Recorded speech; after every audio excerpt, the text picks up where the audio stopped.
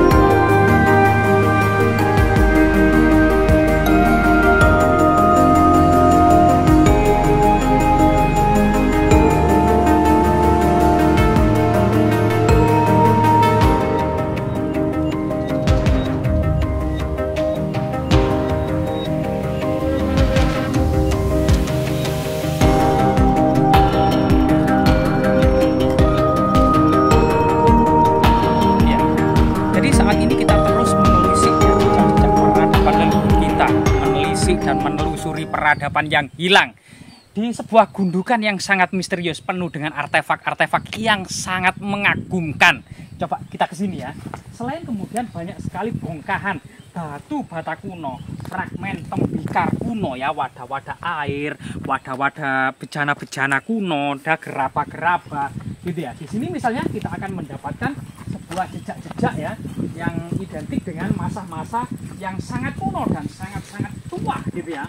Ada beberapa, misalnya di sini ada beberapa batu bata yang berjajar 5 gitu ya, berjajar 5. Jadi mengingatkan kita pada pejabat tinggi yang ada di Majapahit yang dikenal dengan Sang Panca Ring Wilwatikta, yaitu Pate, Tumenggung, Demung, Kanuruhan, dan Rangga. Ini merupakan pejabat eksekutif ya yang menjalankan perintah para raja.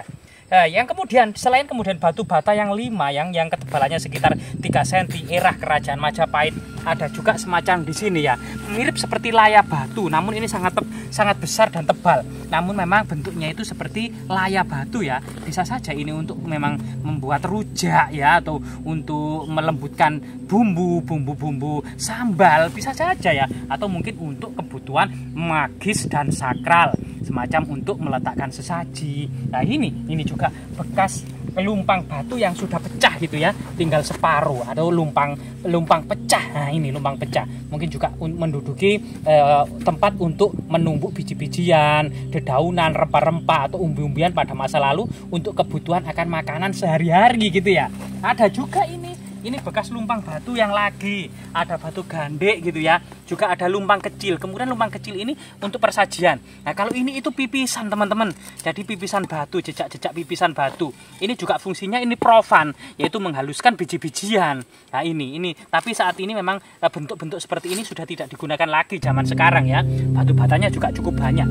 Namun yang sangat menarik gitu ya, yang sangat berhubungan dengan peristiwa-peristiwa legenda yang ada di masyarakat, cerita mistis pamali gitu ya, atau pengalaman-pengalaman mistis. Ada semacam kepercayaan masyarakat yang menganggap di atas bukit kecil yang sangat keramat ini ada makam bersinar, ada tokoh-tokoh leluhur sakti yang dimakamkan. Ya coba kita lihat ya, kita ini makam-makam orang-orang sakti yang merupakan leluhur atau pembabat alas dari desa ini. Tepat di atas bukit tinggi ini ya. Nah ini ternyata di sini ada sebuah 4 buah makam yang sangat keramat. Namun entah sebab apa ada 4 makam, masyarakat mengingatnya cuma 3 nama-nama yang diturunkan. Yang satunya ini sangat misterius, yang kemungkinan yang satunya itu adalah semacam pusaka dari ketiganya ya, atau semacam ilmu sejati, atau kemudian pulung Wahyu Keprabon yang pernah dicari-cari oleh para pemimpin ya, yang dahulu-dahulu atau sekarang maupun yang akan datang. Coba kita lihat ya. Jadi kita sowan memasuki sebuah area makam yang sangat keramat gitu ya. Ternyata penuh dengan jejak-jejak kuno ya. Misalnya maesannya ini terbuat dari batu bata merah kuno ya. Dan ini sangat panas ya, kondisinya itu memang benar-benar terik matahari yang sangat panas sekali. Jadi kita rahayu, semoga kemudian orang-orang yang dimakamkan di sini ya mendapatkan kedudukan yang tinggi di sisi Allah SWT. Bismillahirrahmanirrahim. Jadi masyarakat mengenalnya dari 4 makam ini yang diingat dalam ingatan masyarakat itu 3, yaitu Mbah Suro Dipo, Mbah Suro Benco, dan Mbah Suro Diman. Jadi keempat makam ini yang diingat itu 3. Sekali lagi ternyata leluhur dari desa ini itu adalah Mbah Suro Dipo, Mbah Suro Diman, dan Mbah Suro Benco. Ini sesuatu ingatan dan memori yang ada di tengah-tengah masyarakat tentang masa lalu. Namun kemudian nama-nama ini sebenarnya masih menggunakan nama-nama lokal, bahkan masih menggunakan bahasa dan kata-kata Sangsekerta ya, yaitu Mbah Suro, dari kata Asura gitu ya, Suro ya. Saat ini juga bulan Suro kebetulan gitu ya, yaitu setelah besar itu Suro. Nah itu. Nah, kemungkinan memang dengan penggunaan nama-nama dengan orientasi makamnya itu arah selatan utara, seperti memang seorang muslim pada masanya atau pada umumnya gitu ya, yaitu orientasi makamnya itu adalah selatan utara. Berbeda dengan makam-makam Kapitayan, makam-makam Kabuyutan atau makam-makam kuno, era kuno ya, sebelum pengaruh agama Islam, itu biasanya orientasinya adalah timur barat. Itu memang kita dapati di gunung-gunung, di beberapa daerah, di desa-desa ada banyak makam-makam yang berorientasi timur barat. Diduga makam seperti ini memang makam sebelum Islam. Jadi menurut berita Mahuan dalam Yin Ye Seng Lang tahun 1430 Masehi gitu ya, itu diceritakan bahwasanya jadi para petinggi kerajaan Majapahit pada umumnya dan termasuk kemudian para raja itu dilaksanakan upacara ngaben. Tetapi masyarakat kota Majapahit pada umumnya, yaitu masyarakat secara luas, itu biasanya ahli waris gitu ya, itu kemudian menanyakan kepada orang tuanya yang mau atau hendak meninggal. Setelah meninggal nanti itu kepinginnya diapakan? Dingabenkah atau dibakarkah, dikremasi ya, atau kemudian dilarungkah di Sungai Berantas gitu ya, ataukah kemudian dikubur di halaman rumah atau dikubur di tanah keluarga dan situ. Jadi menurut berita Mahuan ini memang bagi teman-teman ya mungkin yang menganggap bahwasanya setiap orang kuno yang beragama Hindu Buddha selalu dikremasi, itu ternyata bagaimana secara faktual sampai saat ini jika kita lihat di Trunyan Pulau Bali itu banyak kemudian tengkorak-tengkorak di bawah pohon besar gitu ya, ada kemudian di gua-gua, ada di bukit-bukit atau kemudian di tebing-tebing.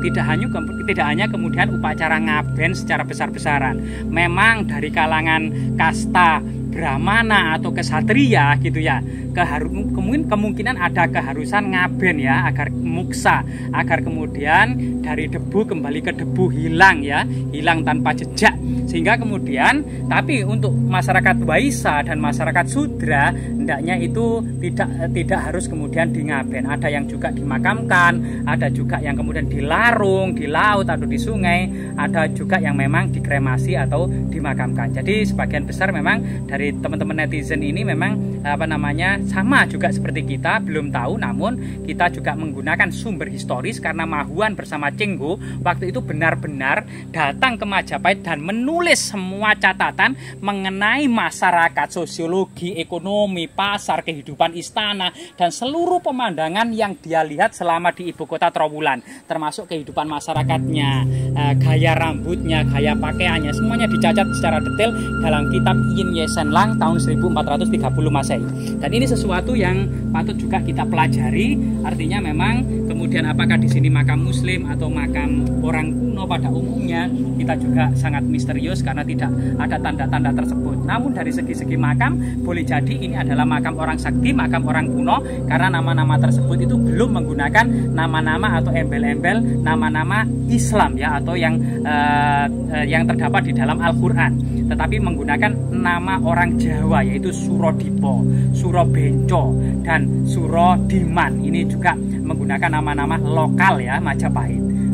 Dan selain kemudian tinggalan-tinggalan ini, jika kita lihat gitu ya, yang saat ini juga sebagian besar itu bukit kecil ini sudah ditanami dengan pohon mangga yang sangat besar, sehingga di bawah akar pohon mangga ini kemungkinan juga banyak lagi struktur-struktur yang lebih tua dan lebih kuno. semacam tembok. Coba di sisi yang lain, ini adalah bagian dari sebelah timur dari bukit ini, bukit kecil ini yang dulu juga ini penuh dengan pohon-pohon besar dan penuh dengan semak belukar, sebuah gundukan. Namun di dalamnya jika kita lihat ya, yang sudah diekskavasi oleh BPK Jatim atau Balai Pelestari Kebudayaan Jatim, itu akan nampak sebuah struktur tertua atau struktur kuno era kerajaan Majapahit. Ada tembok yang ke arah selatan, ini ada tembok yang ke arah barat, dan ini ada jejak tembok yang ke arah timur, dan mungkin juga di sini ada tembok yang ke arah utara ya. Oh enggak, ternyata ini ada temboknya ini ke arah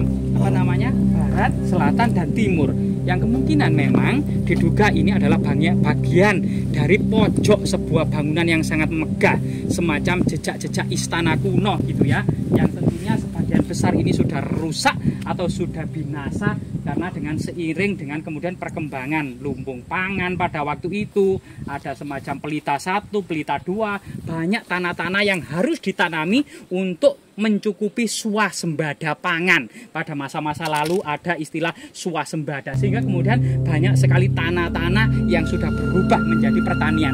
Namun untungnya ada makam keramat yang ada di atas ini, sehingga dengan adanya makam oleh masyarakat yang tidak berani untuk membongkar umumnya menjadi sebuah lahan pertanian, maka struktur kuno semacam istana-istana era kerajaan Majapahit masih bisa kita dapati, tidak kemudian rusak atau hilang binasa dan lenyap untuk selamanya. Jadi kita bisa mengambil manfaat dari makam leluhur atau makam kuno yang kemudian bisa kemudian mempertahankan eksistensi dari situs kuno yang ada di bawahnya.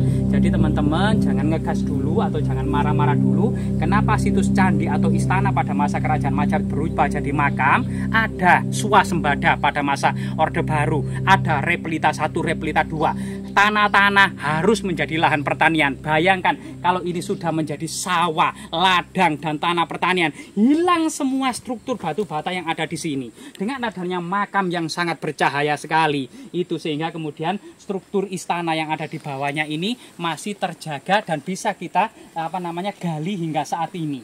Ya, itu adalah salah satu manfaat dari keberadaan makam leluhur atau eksistensi dari makam-makam keramat yang ada di desa ini ya. Dan sebagian besar memang beberapa hari yang lalu memang sebagian besar lokasi bukit kecil dan makam keramat ini diekskavasi oleh pihak yang terkait ya. Ini akhirnya kemudian struktur yang diduga semacam istana kuno atau bahkan rumah Patih Gajah Mada atau bahkan kompleks istana yang lebih luas, ini kemudian pelan-pelan sedikit demi sedikit, setahap demi setahap akan tersibak. Dan banyak sekali yang menyayangkan kalau Majapahit itu hanya legenda seperti orang-orang yang ada di Jakarta. Sayang sekali bahwasanya Majapahit itu hanya kemudian dongeng sebelum tidur saja. Coba kalian datang ke Trowulan, mulai dari penggalian Klinterejo, Kumitir, kemudian Watesumpak, Gemekan, situs Kedaton ya, Sumur Upas dan lain sebagainya, lantai segi 6 Museum Trowulan akan bisa menyibak, termasuk kolam segarang yang sangat luas tersebut. Ini merupakan